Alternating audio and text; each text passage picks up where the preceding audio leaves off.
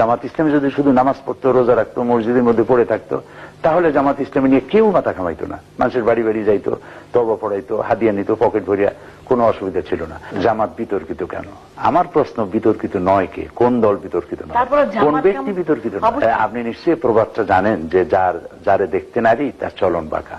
এখন জামাত ইসলামী সম্পর্কে, যার ইসলাম সম্পর্কে ধ্যান ধারণা নাই, যার ধ্যান ধারণা হলো শুধু ইসলাম হবে, জামাত ইসলামী যদি শুধু নামাজ পড়তো, রোজা রাখতো, মসজিদের মধ্যে পড়ে থাকতো, তাহলে জামাত ইসলামী নিয়ে কেউ মাথা ঘামাইতো না। মানুষের বাড়ি বাড়ি যাইতো, তওবা পড়াইতো, হাদিয়া নিত, পকেট ভরিয়া, কোনো অসুবিধা ছিল না। কিন্তু তারা দেখতেছে, যারা আমাদের বিরোধিতা করে, তারা দেখতেছে যে জামাত ইসলামী তো আমাদের গরম ভাতের মধ্যে হাত বসাইছে। জামাত ইসলামী এখন নাটকে ঢুকেছে, তারা গানের মধ্যে ঢুকেছে, তারা ইতিহাস, সংস্কৃতি, সাহিত্য, পার্লামেন্ট, মন্ত্রিত্ব সব জায়গায় ঢুকে পড়েছে। সেই জন্য জামাতকে একটা বিতর্কিত বানায়া জনগণ থেকে বিচ্ছিন্ন করার জন্য একটা চেষ্টা, অপচেষ্টা তারা চালাচ্ছে। আলহামদুলিল্লাহ, আমি বলতে চাই আপনাকে আশ্বস্ত করার জন্য যে, এবং প্রিয় দর্শক শ্রোতা মন্ডলী, তাদেরকে আশ্বস্ত করার জন্য, জামাত ইসলামী থেকে জনগণকে দূর করার জন্য, পৃথক করার জন্য যত বেশি চেষ্টা করা হয়েছে, যারা চেষ্টা করতেছেন তারা দূরে সরে গেছে, জনগণ জামাতের কাছে আরো বেশি সম্পৃক্ত হচ্ছে। সেটা আপনি মনে করছেন? এবং পার্টিকুলার কোন সংগঠন চাচ্ছে যে জামাতকে লোকজন থেকে বা সাধারণ জনগণ থেকে দূরে সরিয়ে নিতে, তাই তো? যাদের স্বার্থে অসুবিধা, যারা রাতে চলতে চায়, যারা নিশাচর, তারা সূর্যের আলো দেখলে তারা ভয় পায়।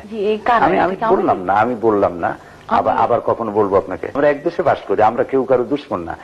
এটাও একটা খুব দুর্ভাগ্যজনক সত্য। আপনার এই প্রশ্ন দিয়ে আমি খুশি হলাম। আওয়ামী লীগ হোক, বিএনপি হোক, অথবা বাম দল হোক, কেউ আমাদের দুশ্মন নয়। আমাদের দেশে রাজনীতিটা, যদি রাজনৈতিক চর্চাটা ওইভাবে গড়ে ওঠে নাই। আপনার নিশ্চয়ই মনে আছে যে বিল ক্লিন্টন এবং জর্জ বুশ, এই বুশের বাবা, যখন নির্বাচন করছিলেন, তখন বুশ বলছিলেন যে বিল ক্লিন্টন, তার তো ওই পররাষ্ট্রনীতির জ্ঞানও নাই যেটা আমার কুকুরের আছে।